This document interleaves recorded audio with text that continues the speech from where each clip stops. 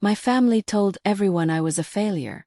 I sat quietly at my brother's governor's gala when his boss looked at me and said, "Wait, you're—" The entire room went silent. Even my father was speechless. Tonight, I watched my brother, the golden boy, command a room full of Boston's elite. For 34 years, my family had branded me their greatest disappointment, their failure, their cautionary tale. But tonight, everything changed when the most powerful man in the state looked at me. His eyes widening, and uttered 6 words that brought my brother's perfect world crashing down. "If you've ever been underestimated, judged, or outright dismissed by the very people who should believe in you most, then stay with me. You're about to hear how that constant rejection became my most potent superpower." Growing up as a Reynolds meant something in Boston. Our name wasn't just on buildings. It was a legacy, a golden key that opened doors to privilege and power. My parents, Robert and Elizabeth Reynolds, had a meticulously crafted blueprint for life. Ivy League, a respectable career in finance or law, a good marriage, and above all, absolutely no controversy. My older brother, Ryan, fit that mold like he was born for it. Handsome, athletic, effortlessly charming. He was every inch the perfect Reynolds heir. When Ryan brought home straight A's, my father swelled with pride. When he became lacrosse captain, my mother threw elaborate dinner parties. Ryan played by the rules because he inherently understood the suffocating, unwritten code of our world. I was different. Not rebellious in a destructive way, but intensely curious in ways that made my parents deeply uncomfortable. While Ryan accepted our family's worldview without question, I dared to ask, why? While my brother schmoozed at country club events, I disappeared into books, devouring histories of government and social reform. My parents tolerated what they called my phase of intense intellectual curiosity, assuming I'd eventually snap back into line. The first real tremor of trouble hit my sophomore year of high school. My English teacher assigned a project on a contemporary political issue. Most kids chose safe, bland topics. I, however, picked a controversial environmental policy that directly threatened the interests of several companies tied to our family's investment portfolio. My research was impeccable, my analysis nuanced, and my presentation earned the highest grade in the class. But instead of praise, I got pure horror from my parents.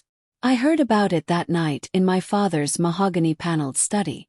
"Do you have any idea how this makes us look?" he demanded, pacing furiously. "The Harringtons were there, Kennedy. Their foundation is considering a major partnership, and now they think we've raised some sort of radical environmentalist." "But my research was accurate," I argued, my voice trembling. "The data shows these policies are harmful. Isn't the truth important?" My mother sighed, that familiar cloud of disappointment descending over her face. "Darling," she said, her tone dripping with condescension, "there's the truth, and then there's what's appropriate. You need to learn the difference." And just like that, a pattern was set. When I joined the debate team instead of cheerleading, it was impractical. When I expressed interest in political science instead of business or pre-law, it was rebellious. Every single choice I made that veered from the Reynolds blueprint was treated as a personal affront, a stain on our pristine family legacy. By senior year, the chasm between Ryan and me was glacial. He had already been accepted early decision to Harvard, following in our father's footsteps, moving through life with the easy confidence of someone who had never questioned their path. Meanwhile, I found myself drawn to issues of social justice and political reform. I volunteered at a local campaign office, utterly fascinated by the messy, vital process of governance. The campaign workers didn't care about my family name. They cared about my ideas, my work ethic. For the very first time, I felt truly valued for who I was, not for how well I conformed. When college application season arrived, I made a decision that forever altered my relationship with my parents. Despite having the grades and the legacy connections for any Ivy League acceptance, I chose to attend a well-respected state university with an exceptional political science program.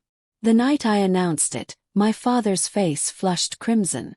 "You're throwing away opportunities people would kill for," he said, his voice dangerously quiet. "This isn't just about you, Kennedy. This is about generations of Reynolds before you who worked to secure your future. I'm not throwing anything away, I replied, fighting to keep my voice steady. I'm choosing a different path. A path to nowhere, my mother interjected. Political science. What does that even lead to? Government work. Campaigning for lost causes. What they couldn't grasp was that I had discovered something they had never valued. A sense of purpose beyond wealth and social standing. In their eyes, I had committed the ultimate sin. I had looked at the life they prescribed, and I had decided it simply wasn't enough. That fall, as Ryan packed for Harvard, relatives and friends showered him with congratulations. For me, there were tight smiles and questions that felt like accusations. Are you sure about this choice, Kennedy? Isn't it still possible to transfer to somewhere more suitable? What none of them knew was that beneath my calm exterior, I was nurturing political ambitions that would have shocked them all. I didn't just want to study politics. I wanted to change the system from within. But I kept these dreams close, knowing they'd only provide my family with more ammunition against me. The day I left for college, my grandmother, Grace, slipped a folded note into my hand. Be brave enough to be different, it read. Someone has to. It was the only encouragement I received from anyone in my family, and I held on to it like a talisman through every challenge that came. The University of Massachusetts campus was a universe away from the ivy walls and exclusive clubs of Harvard. Here, merit mattered more than connections, and diversity of thought wasn't just tolerated, it was celebrated. For the first time I felt truly free. My first semester, I enrolled in a political theory course with Professor Diana Mitchell, a former legislative director who had left Washington to shape the next generation of political thinkers. From the moment she challenged my analysis of a Supreme Court decision in that first class, I knew I had found a mentor who would push me deeper than anyone ever had. You have a natural instinct for policy analysis, Professor Mitchell told me after class one day. But you need to learn to trust your voice. Your ideas matter, Miss Reynolds. Those words, so simple yet so profound, were like water in a desert. No one in my family had ever suggested my ideas mattered. They had only cared about how my ideas reflected on them. While I immersed myself in political theory and constitutional law, Ryan was thriving at Harvard. My parents' social media feeds were endless highlight reels. Ryan at business school events, Ryan networking with family connections, Ryan interning at prestigious financial firms. Our paths couldn't have diverged more dramatically. During my sophomore year, I joined a campus advocacy group focused on educational equity. We organized peacefully, researched thoroughly, and presented data-driven solutions to university administration. When our efforts resulted in expanded scholarship opportunities for low-income students, I experienced a kind of fulfillment I had never known before. This wasn't abstract theory. This was creating tangible change in people's lives. My growing passion for advocacy made holiday breaks increasingly tense. What had once been subtle disapproval from my family hardened into open dismissal of my interests and achievements. At Thanksgiving of my junior year, Ryan regaled the table with stories of his summer internship at a top investment bank. My father beamed with pride, asking detailed questions. "And what about you, Kennedy?" my Aunt Margaret asked during a lull. "Are you still doing that political thing?" Before I could answer, my father interjected with a dismissive wave. "Kennedy is still finding herself," he said. "Hopefully, she'll get serious before graduation." I stared at my plate, swallowing both my response and my hurt. "Actually," I said quietly, "I've been offered a campaign position for Senator Warner this summer." The table fell silent until my mother forced a tight smile. "How interesting. Will it pay well?" "It's about the experience, not the money," I replied. My father scoffed. "Experience doesn't pay student loans, Kennedy." "My scholarships cover most of my tuition," I reminded him, though he knew this well. "Scholarships that could have gone to someone who actually needed them if you had just accepted Harvard's legacy admission," my mother added, her tone making it clear this was an old argument. Ryan, to his credit, tried to change the subject, but the damage was done. Once again I was the family disappointment, pursuing that political thing instead of a proper career. Professor Mitchell became my refuge. She saw my growing interest in progressive politics and connected me with opportunities to learn campaign organizing firsthand. Under her guidance, I volunteered for local candidates, learning the unglamorous but essential aspects of political work: phone banking, data analysis, voter outreach. Politics isn't just about grand ideas, she told me. It's about showing up, doing the unglamorous work, and building relationships with the people you want to serve. By senior year, I had built a remarkable resume of political experience, culminating in managing a successful city council campaign for a first-time candidate. When I was offered a full-time position with a non-profit focused on voter education after graduation, I finally felt like my unconventional path was bearing fruit. My family saw it very differently. When I announced my post-graduation plans during Christmas break, my father's response was swift and brutal. "That's enough," he said, setting down his whiskey glass with a sharp click. "We've indulged this hobby of yours for 4 years, Kennedy. It's time to grow up and get a real job." "This is a real job," I insisted. "Important work that makes a difference." "A difference to whom?" my mother asked, her voice sharp. "Certainly not to your future or to this family's reputation." "We've been patient," my father continued. "We've allowed you to attend that school, pursue this interest, but there are limits to our patience and our support." His meaning became terrifyingly clear the next morning when he informed me they would no longer provide any financial assistance after graduation. No help with an apartment, no family health insurance, nothing. "You're choosing this path," he said coldly. "You can deal with the consequences." Ryan witnessed this conversation from the doorway. His expression caught somewhere between sympathy for me and relief that he wasn't the target of our father's disappointment. In that moment, I realized my brother was as trapped in the family's expectations as I had been. He just happened to fit the mold they had created. I left Boston the day after Christmas, returning to campus early. That night, alone in my dorm room, I made a fierce promise to myself. I would forge my own path, with or without my family's blessing. I would prove that success could be measured by impact, not just income. And someday they would have to acknowledge that I had been right to follow my conscience. I had no idea then just how dramatic that vindication would be. My first apartment after college was a universe away from the Reynolds family estate. A 5th-floor walk-up with unreliable heat and a shared bathroom. It was all I could afford on my non-profit salary. Each month was a financial tightrope walk. Meanwhile, Ryan had graduated with honors and immediately stepped into a 6-figure position at a prestigious consulting firm. His Instagram showcased business-class flights, luxury apartments, and networking events with Boston's elite. My parents made sure everyone in their social circle knew about Ryan's meteoric rise. The voter education nonprofit where I worked was chronically underfunded, but vitally important. We developed educational materials, conducted registration drives in underserved communities, and worked to increase civic participation among young voters. The hours were brutal, the pay was minimal, but the work felt meaningful in ways I couldn't fully articulate to anyone who hadn't experienced it. Family gatherings became exercises in endurance.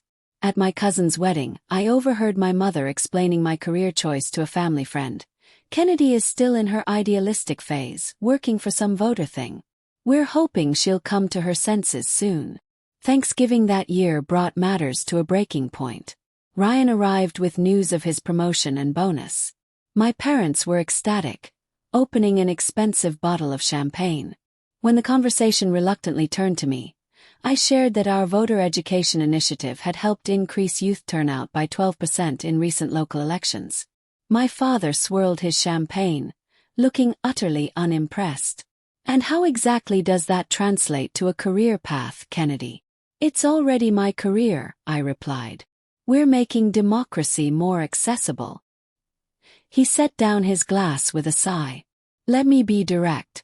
You're 30 years old, living in what I can only imagine is a substandard apartment, making what, $40,000 a year. With your education and connections, this is, frankly, a waste." The room fell silent. Even Ryan looked uncomfortable. Robert, my mother murmured, though whether she was encouraging him or telling him to stop wasn't clear. No, Elizabeth, it needs to be said. We've watched this experiment for years now. Kennedy, you had every advantage, every opportunity, and you've squandered them all on this hobby. Your brother is buying his first property while you can barely make rent. This isn't success by any measure. I stood up, my hands shaking. Success isn't measured only by money, Dad. In the real world, it absolutely is, he replied dismissively. I left the table, grabbing my coat. As I headed for the door, I heard my mother call after me, but I couldn't bear another minute of their judgment. In my car, I finally allowed myself to cry. Not just for the cruel words, but for the agonizing realization that my family might never see value in the path I had chosen. That night, alone in my apartment, doubts crept in. Was I fooling myself? Was my work making any real difference? Would I always be struggling financially while my peers advanced in conventional careers? For the first time, I seriously questioned whether I should abandon my political aspirations and find a more lucrative, family-approved profession. The turning point came 2 weeks later at a community forum our organization had arranged. A young single mother approached me after the event, her eyes bright with purpose. Before your program, I never voted, she told me. Never thought it mattered for people like me. Now, my daughter sees me researching candidates, filling out my ballot. She knows her voice will matter too someday. That's because of you. Her words, simple and heartfelt, restored my wavering faith. This was why I had chosen this path. Not for wealth or status, but to help people recognize their own power in our democracy. Around this time, I met Logan Mitchell at a political fundraiser. He was the son of my former professor, Diana Mitchell, and worked as a communications director for a progressive state representative. Tall, with thoughtful green eyes and a quick mind, Logan was the first person who seemed to truly understand my passion for political work without questioning its validity. So, you're the famous Kennedy Reynolds, he said when Professor Mitchell introduced us. My mother says you're going to be governor someday. I laughed off the compliment, but something about Logan's genuine interest in my ideas made me feel seen in a way I rarely experienced. Our first date stretched into a 5-hour conversation about electoral reform, community organizing, and our shared vision for a more inclusive democracy. With Logan's encouragement and my growing network of political connections, I made a decision that shocked everyone who knew me. I would run for city council. At 31, with no family support and limited finances, it seemed like an impossible goal. But I had built strong relationships in the community through my nonprofit work, and I understood the issues facing ordinary citizens in ways many politicians didn't. When I told my family about my candidacy, their reactions were predictably dismissive. City council, my mother repeated, as if I'd announced plans to join the circus. Kennedy, be serious. I am serious, I replied. I've already filed the paperwork. This is embarrassing, my father said flatly. You'll lose, waste what little money you have, and then what? Have you thought this through at all? Actually, I have a campaign manager, a treasurer, and a growing team of volunteers, I explained, trying to keep my voice even. We've developed a solid campaign strategy focused on community engagement.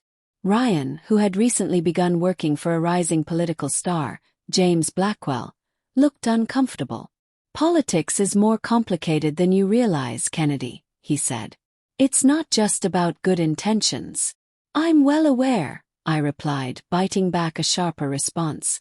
It was typical of my family to assume I was naive rather than consider that I might actually be qualified.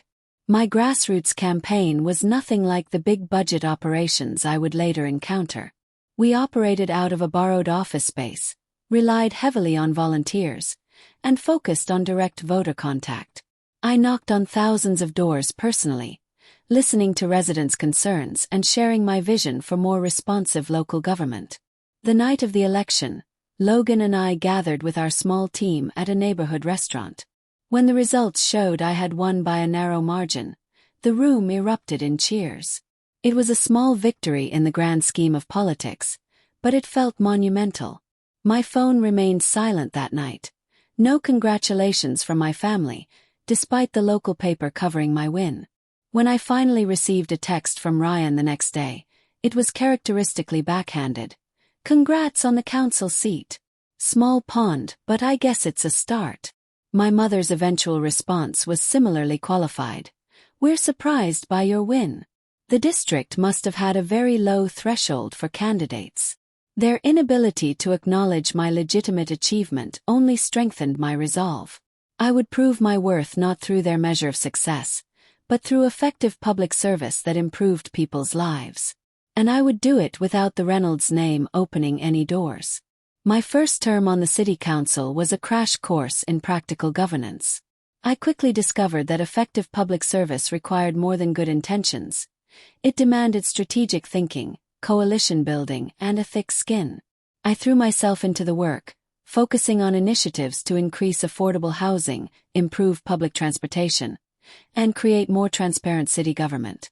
To my surprise, I found I had a natural talent for the detailed policy work many elected officials avoided. I could digest complex reports, identify practical solutions, and build consensus among diverse stakeholders. My background in community organizing proved invaluable for connecting policy decisions to their real-world impacts on constituents. 6 months into my term, a local reporter wrote a profile highlighting my effectiveness in office despite my youth and lack of traditional political connections. The article mentioned my family background only in passing, noting that I had forged a path independent from her prominent Boston family. The profile caught the attention of several state-level political operatives who began to see me as a rising talent worth watching. Meanwhile, Ryan had solidified his position as chief of staff to James Blackwell, who had recently won the governorship. My brother's face appeared regularly in state political coverage, always at Governor Blackwell's side, always the picture of polished professionalism. Our parents never missed an opportunity to highlight Ryan's proximity to power. At family events, conversations inevitably turned to Ryan's insider stories about the governor's mansion or policy initiatives he was helping shape. My work on the city council was treated as a curious hobby in comparison. Ryan was telling the governor just yesterday. My mother would begin at dinner parties, while I sat silently picking at my food. Despite this persistent dismissal, my reputation as an effective public servant continued to grow. By the end of my first term, I had successfully championed several significant policy initiatives that improved daily life for my constituents. Local media began to speculate about my future political prospects, suggesting I might be well positioned for higher office. When a state senate seat in my district unexpectedly opened due to the incumbent's health issues, a coalition of community leaders and progressive organizations approached me about running. The opportunity was both exciting and intimidating. A state senate race would require significantly more resources and would face much greater scrutiny than my city council campaign. After careful consideration and many long conversations with Logan, who had become not just my partner in life, but my most trusted political advisor, I decided to enter the race. The night before my public announcement, I called my parents, hoping that my growing record of public service might have softened their opposition. My mother answered, her voice cooling noticeably when she realized it was me. When I shared my plans to run for state senate, the line went quiet for several seconds. "Kennedy," she finally said, her voice tight with restraint, "don't you think this has gone far enough? This political adventure of yours." "Mom, this isn't an adventure. This is my career, my calling. I'm good at this work, and it matters." "What matters," she replied, "is that you're continuing to alienate yourself from this family. Do you have any idea how difficult it is for us to explain your choices to our friends? To have one child working respectably with the governor while the other insists on this public crusading." "I'm not asking for your approval anymore," I said quietly. "I'm 33 years old. I'm just letting you know out of courtesy. If you announce this campaign," she said, her voice hardening, "do not expect any support from us, financial or otherwise. You will be completely on your own." "I've been on my own for years, Mom. Nothing new there." The line went silent again before she spoke with finality. I really thought you would outgrow this phase, Kennedy. Your father and I can't keep watching you throw your life away on these political fantasies." The call ended without resolution, leaving me with the dawning, painful realization that pursuing my political ambitions might mean permanently sacrificing my relationship with my family. It was a steep price, but I had come too far to turn back now. The state Senate campaign was grueling. My opponents used my family's lack of support against me, suggesting that even those who knew me best didn't trust my judgment. Anonymous quotes appeared in political coverage. "The Reynolds family has a long tradition of public service through business and philanthropy. Kennedy's approach is considered unconventional within the family." Through it all, Logan remained my rock. After a particularly difficult campaign day, he surprised me by proposing in the quiet of our apartment. No grand gestures, just sincere words and a simple ring that represented our partnership of equals. "Whatever happens with this election," he said, "I want you to know that someone believes in you completely." Despite being outspent and facing established political opponents, my grassroots campaign resonated with voters tired of business-as-usual politics. On election night, when the results confirmed my victory, I allowed myself a moment of pure vindication. I had achieved this without family connections, without family money, without family support. At my swearing-in ceremony, I scanned the audience, knowing I wouldn't see my parents or Ryan, but hoping against hope that something might have changed. The only familiar family face in the crowd belonged to my grandmother, Grace, now using a walker, but beaming with unmistakable pride. "I always knew you were meant for something extraordinary," she whispered when I embraced her after the ceremony. "Not in spite of your differences from the family, but because of them." Her presence was a balm, but the absence of my parents and brother left a hollow space that even electoral victory couldn't fill. As I took my seat in the state Senate chambers for the first time, I wondered if any achievement would ever be enough to bridge the divide between the life my family had planned for me and the one I had chosen for myself. My first term in the state Senate proved transformative. Rather than grandstanding or pursuing headline-grabbing initiatives, I focused on the unglamorous but essential work of crafting sound legislation. I developed a reputation as someone who did her homework, asked insightful questions, and could work across partisan lines to achieve practical results. The local press began referring to me as the policy wonk with a purpose. Not the most exciting political brand, but one that earned respect from colleagues and constituents alike. I specialized in education policy, healthcare access, and government transparency, areas where my detailed approach could make tangible differences in people's lives.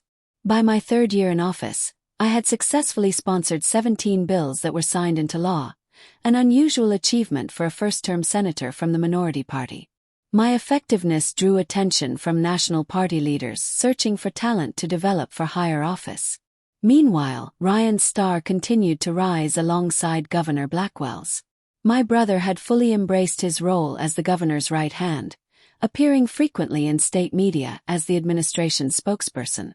Our parents' social media accounts regularly featured photos with Ryan and the governor at official functions, their pride unmistakable. The divide between us had calcified into complete estrangement. I heard about family events only through occasional updates from my grandmother, Grace, who maintained contact despite my parents' disapproval. According to Grace, my parents had developed a standard response when asked about me at social functions. "Kennedy is pursuing her own path," a phrase designed to sound supportive while conveying absolutely nothing. Logan and I had settled into a fulfilling life together. We married in a small ceremony attended by close friends and political allies, with my grandmother as the only family representative. When my parents declined the invitation with a curt note citing prior commitments, I felt the final door close on any hope of reconciliation. The unexpected opportunity arose during my fourth year in the state Senate. A U.S. Senate seat was coming open in a special election following a senior senator's retirement due to health concerns. The compressed timeline meant a fast-paced, high-stakes campaign with national implications. When party leadership approached me about running, my initial reaction was hesitation. A U.S. Senate campaign would mean intense scrutiny, not just of my political record, but of my personal life, including the family estrangement I had largely kept private. "They'll use your family against you," Logan warned during our late-night discussions.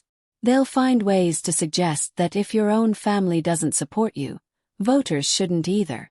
"I know," I sighed, staring at the ceiling of our bedroom. "But is that reason enough to step aside? To let someone else take this opportunity?" What complicated matters further were the specific circumstances of the political moment.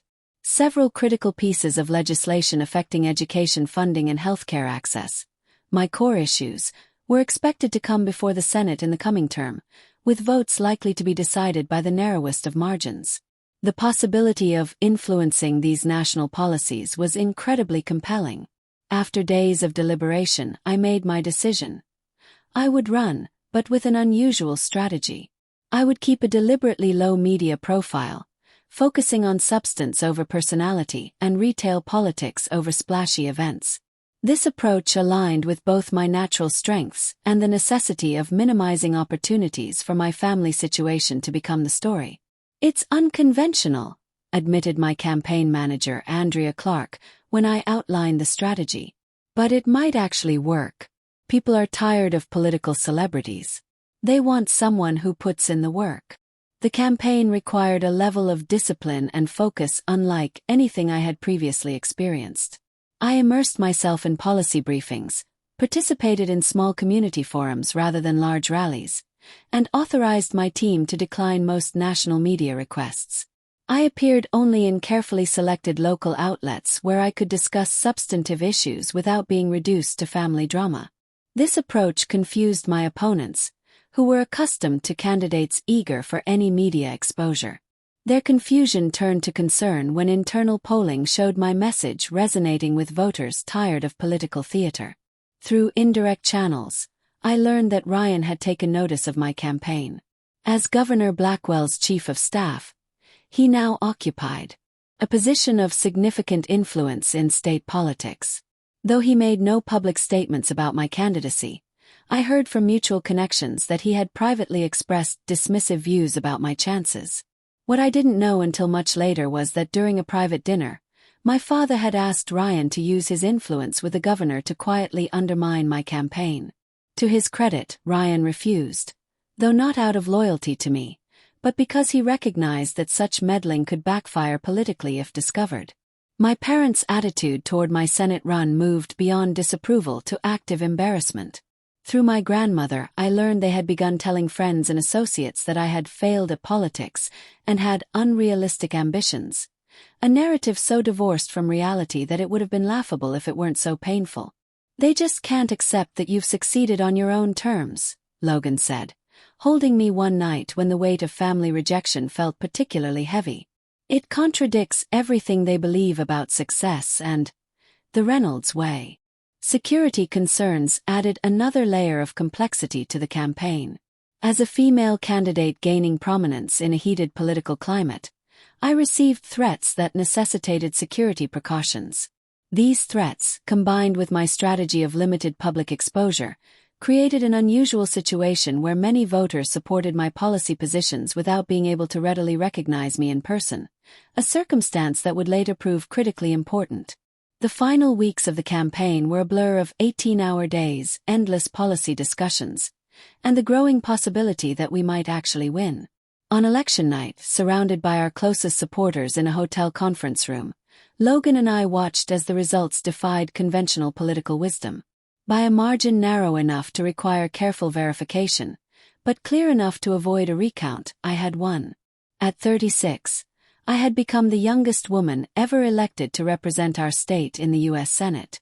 The victory celebration was subdued and brief, fitting for a campaign that had prioritized substance over spectacle. There were no calls from my parents or Ryan, no acknowledgement of this historic achievement from the family that had once expected so much from me.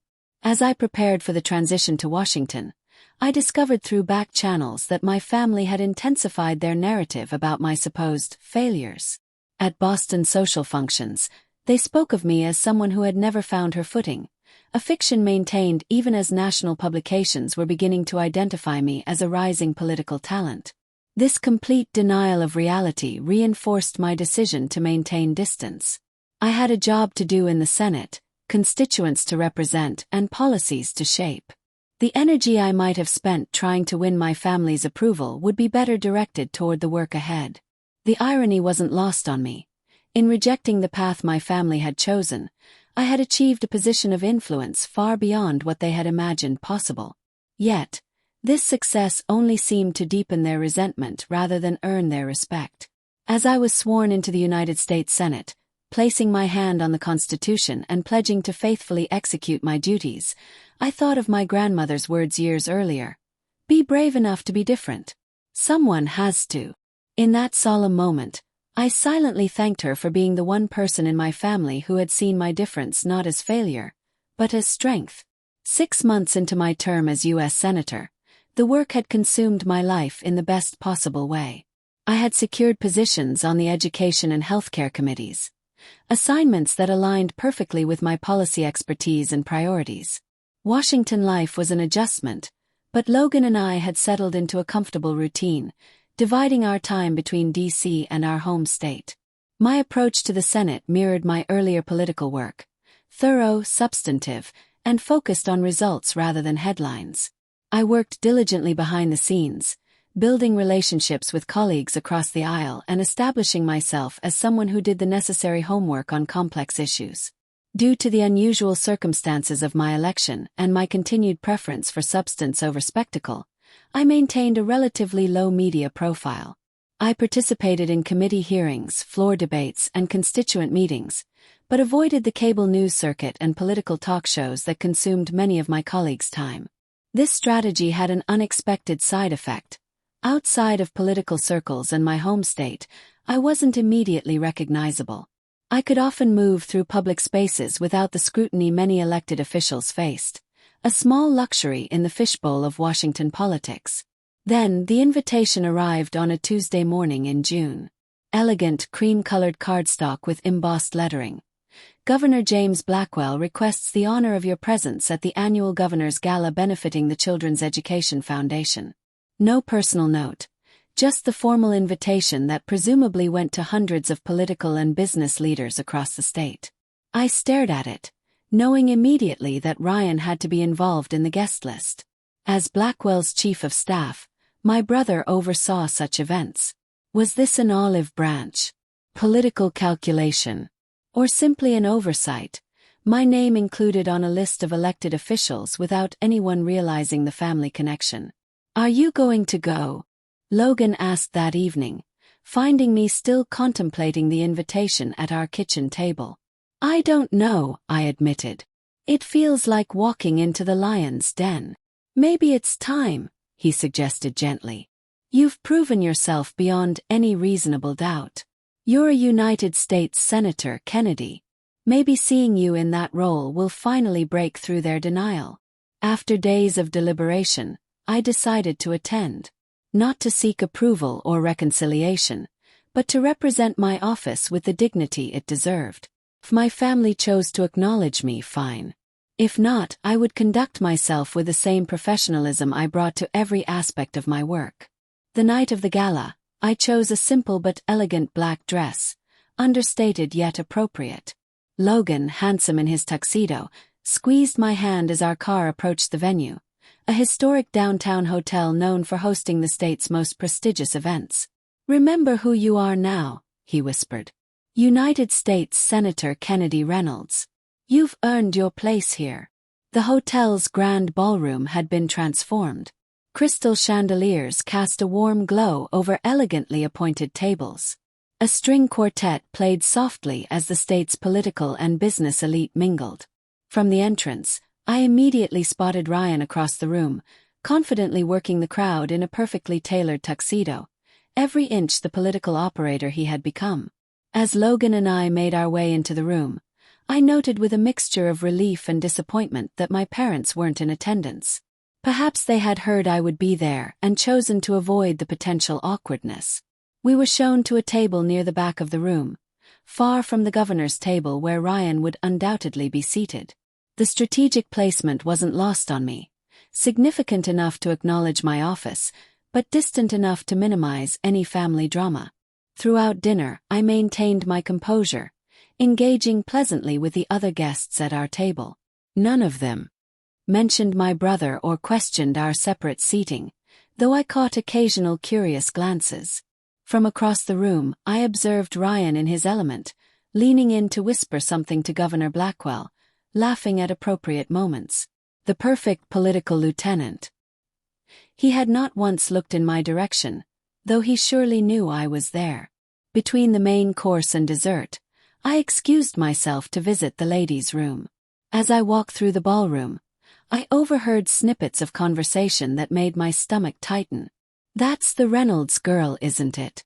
The one who..." The words faded as I passed. "I heard from Elizabeth that she's never quite found her way. Such a shame with their family connections. Ryan is the successful one. On track to run for office himself in a few years, from what I hear." By the time I returned to the table, my confidence had been rattled. Despite everything I had accomplished here in my home state in these circles, I was still defined by my family's narrative. The failed Reynolds, the disappointment, the cautionary tale. After dessert, Governor Blackwell took to the podium to deliver his remarks.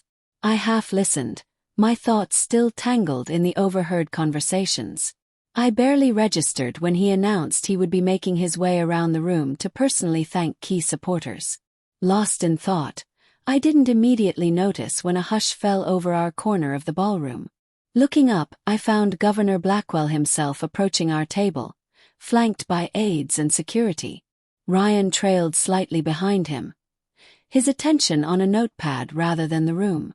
The governor stopped directly at our table, his eyebrows raising slightly as he focused on me.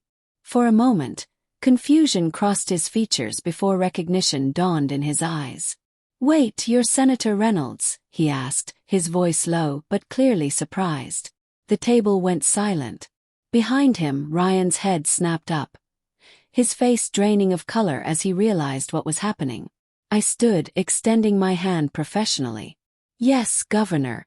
It's a pleasure to finally meet you in person. Thank you for including me this evening." Governor Blackwell clasped my hand warmly, his initial surprise transforming into genuine interest. "The Education Bill author.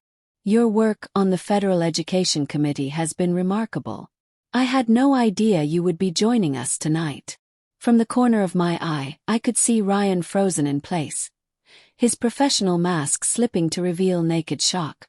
Around us, conversations had hushed as people strained to observe the interaction. "I've been meaning to discuss your healthcare access proposal," the governor continued, seemingly oblivious to the building tension. "It aligns with several initiatives we're considering at the state level. Perhaps we could arrange a meeting while you're in the state." "I would welcome that, Governor," I replied, maintaining my composure despite the growing whispers around us. It was then that Governor Blackwell glanced back at Ryan, who had finally approached, his face now composed, though still notably pale. "Ryan, why didn't you mention that Senator Reynolds would be attending tonight? We could have arranged a proper welcome." A flash of something, panic, embarrassment, crossed my brother's face before he recovered. "An oversight on my part, Governor. My apologies." The governor turned back to me, his brow furrowing slightly. "Reynolds. Is there a relation? The surname isn't that common." Before I could respond, Ryan stepped forward. "Senator Reynolds is my sister, Governor." Governor Blackwell's surprise was evident. "Your sister? I had no idea you had a sister in the Senate." He looked between us, clearly reassessing some internal narrative. "Why haven't you ever mentioned this?" The moment hung suspended, the nearby tables now openly watching the drama unfold. Ryan's career, built partially on our family connections and reputation, suddenly faced a complicated public revelation. "Family and politics can be complex, Governor," Ryan offered weakly. "Indeed they can," I interjected smoothly, saving him from further explanation. "But ultimately we all serve the public in our own ways." Governor Blackwell, a skilled politician himself, quickly recognized the undercurrents and pivoted. Well, this is a delightful discovery.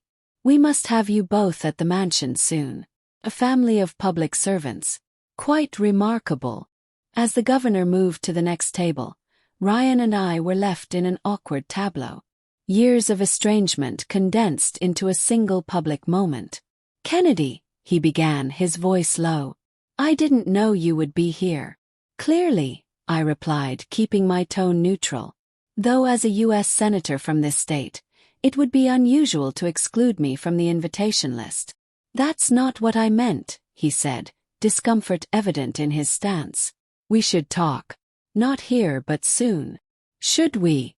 Asked, meeting his gaze directly. After years of silence. After our parents have actively misrepresented my career to everyone in their circle? What exactly should we talk about, Ryan? Around us, the room had returned to its normal buzz, though I noticed several people watching our interaction with poorly disguised interest. Ryan glanced around, aware of the attention. This isn't the place. But yes, we should talk. Things are complicated. They always have been, I replied. But they're also very simple. I chose a different path than the one laid out for me. That shouldn't have made me a family pariah. Before he could respond, Logan gently touched my arm. The governor's wife is trying to get your attention, Kennedy. Indeed, across the room, the First Lady was gesturing for me to join her group.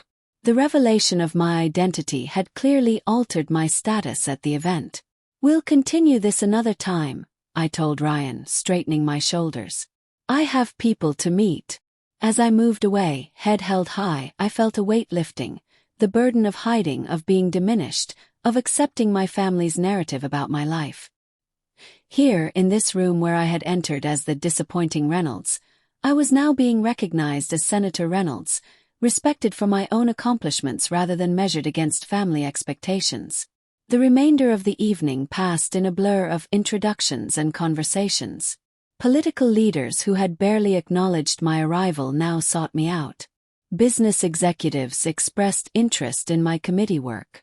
Through it all, I maintained my professional demeanor, neither gloating over the revelation, nor appearing affected by the years of family rejection it had exposed.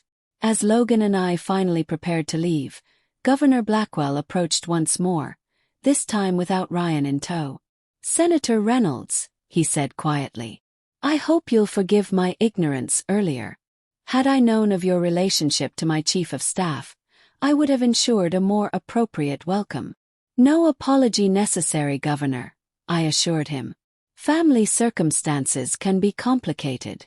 He nodded thoughtfully. Indeed. Though I must say, having observed your work in the Senate, particularly on education reform, I find myself questioning the narrative I've heard about you through certain channels. You're clearly an exceptional public servant. Thank you, Governor. That means a great deal. As our car pulled away from the venue, Logan took my hand. You handled that with incredible grace. I've had years of practice, I replied, looking back at the illuminated hotel. But something feels different now. Like the truth has finally broken through. The truth was always there, Logan said gently. But now others can see it too. In that moment, I realized that while reconciliation with my family remained uncertain, I had achieved something perhaps more valuable. I had reclaimed my own narrative. No longer would I be defined by what the Reynolds family said about me. I had written my own story, and now that story stood on its own merits for all to see. The revelation at the governor's gala created ripples that extended far beyond that single evening.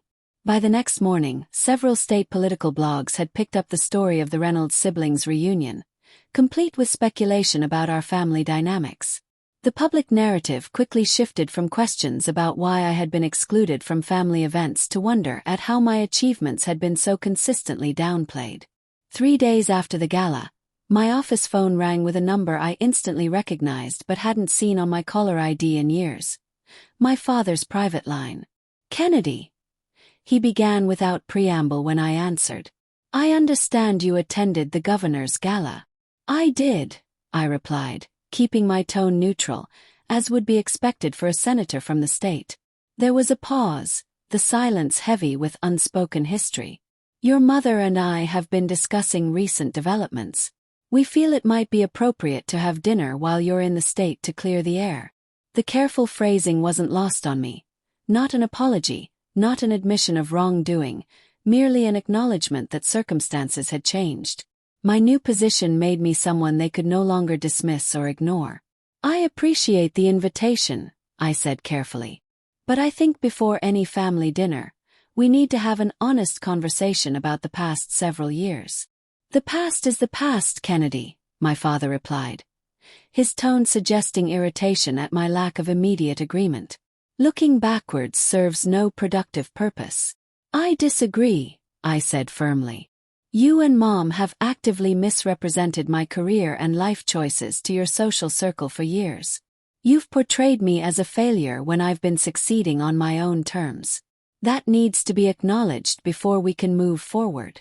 Another long silence followed. Perhaps we've had different perspectives on your choices, he finally offered. It's not about perspectives, Dad. It's about respect.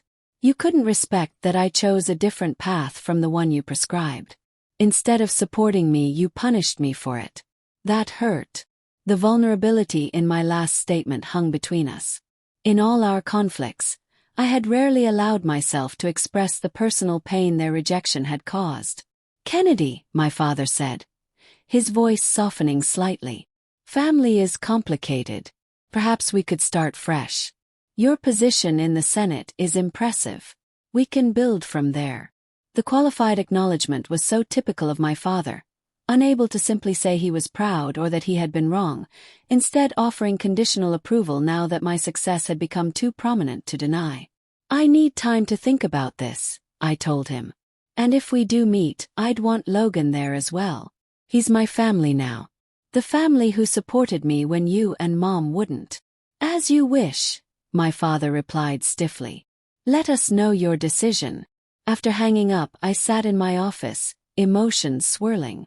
Part of me wanted to reject the overture outright, to tell my parents that they had lost the privilege of being in my life. Another part, the little girl who had always craved their approval, wanted to rush toward any possibility of reconciliation, no matter how qualified. Logan helped me find the middle path. You don't have to decide everything at once, he counseled. You can set boundaries while still leaving the door open. 2 weeks later, I met my parents at a private dining room in a discreet restaurant. Logan sat beside me, his quiet strength bolstering my resolve. The conversation was strained but civil, focusing primarily on surface-level topics. My committee assignments, Logan's work, the renovations to our DC apartment. When my mother finally broached the subject of our estrangement, her approach was typically indirect. We may not have always understood your choices, Kennedy, but we never stopped caring. Caring isn't the same as respecting, I replied evenly. You didn't just not understand my choices. You actively denigrated them. You told people I had failed when I was succeeding. That goes beyond misunderstanding. My father shifted uncomfortably. Perhaps we were hasty in our judgments. It was the closest thing to an apology I was likely to get. Not we were wrong, but we were hasty, maintaining plausible deniability while offering a minimal concession. Moving forward, I said carefully, I need honesty. If you want to be part of my life, you need to respect the life I've built. My career, my marriage, my choices. I won't accept anything less.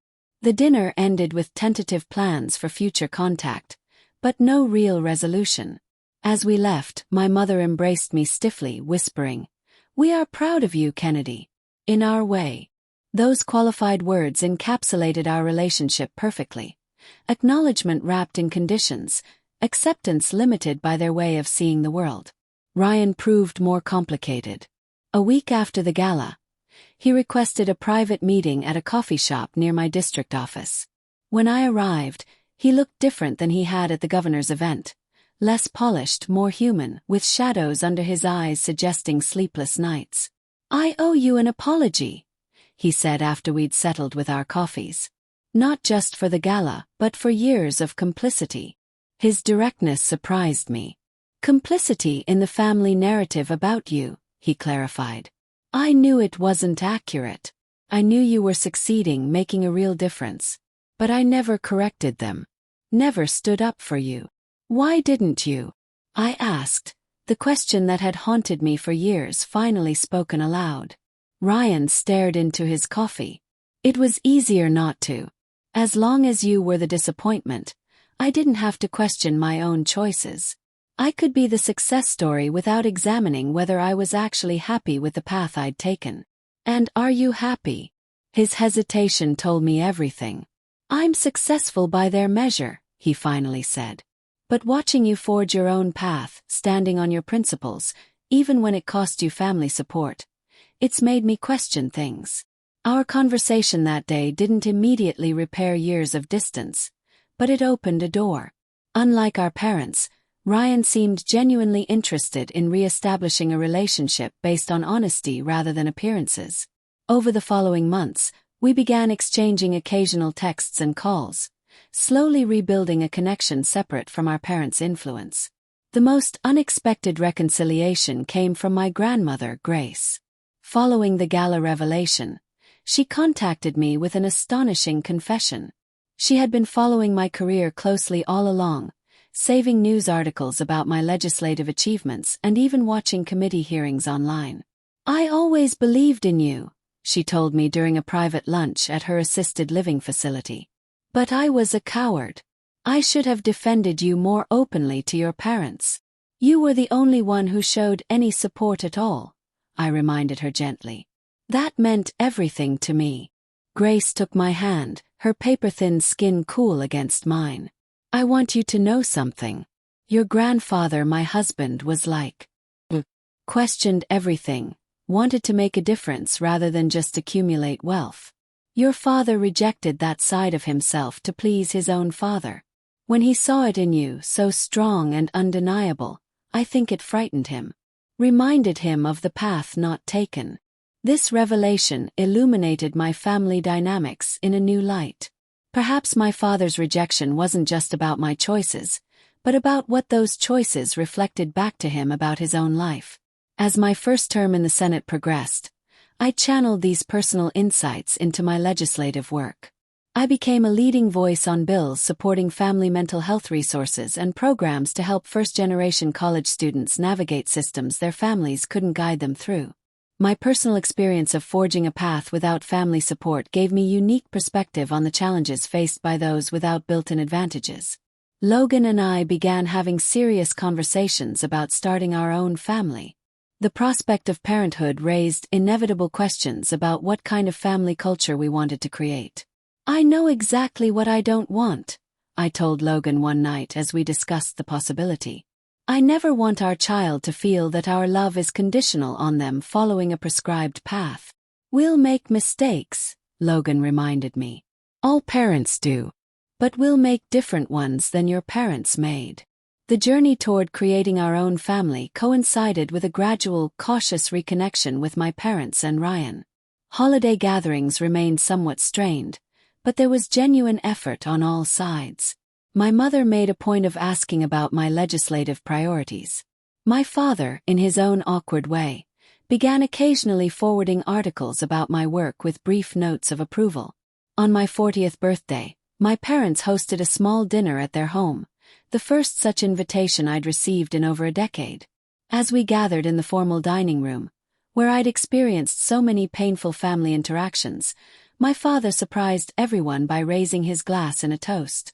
To Kennedy, he said, his voice gruff with emotion he rarely displayed, who had the courage to define success on her own terms. You've made a difference in ways that exceed what we could have imagined for you. It wasn't a full acknowledgement of past wrongs, but it was sincere appreciation of my path, something I had stopped expecting years ago. I accepted it for what it was, an imperfect olive branch from an imperfect family. Looking around that table, at my parents trying in their limited way to bridge the gulf between us, at Ryan with his newfound willingness to question the family script, at Logan, who had shown me what unconditional support truly meant, I realized that all relationships exist on a spectrum of health and dysfunction. Perfect reconciliation might not be possible, but perhaps something genuine could exist in the middle ground. The deepest lesson of my journey wasn't about politics or even family, but about authenticity. By refusing to conform to others' definitions of success and worth, I had discovered my own. The path had been harder, lonelier at times, but it ultimately led to a life aligned with my values rather than someone else's expectations. As I look back now, I see that being underestimated was indeed my greatest strength. It forced me to rely on my own judgment, to build resilience, to find value in myself rather than in others' approval. Those qualities served me well, not just in politics, but in the more fundamental human challenge of living an authentic life. I often wonder if you've been underestimated or dismissed by those whose approval you sought. How did it shape you? Did it break you down or build you up? Sometimes our greatest strengths emerge from our deepest wounds if we're brave enough to forge our own path through the pain. Thank you for staying with me through this story. If it resonated with you, please consider subscribing and sharing with others who might need to hear that being underestimated can become their superpower too. Let me know in the comments about your own experiences with family expectations. Sometimes sharing our stories is the first step toward healing. Until next time, remember that true success isn't measured by others' standards, but by the courage to live authentically according to your own.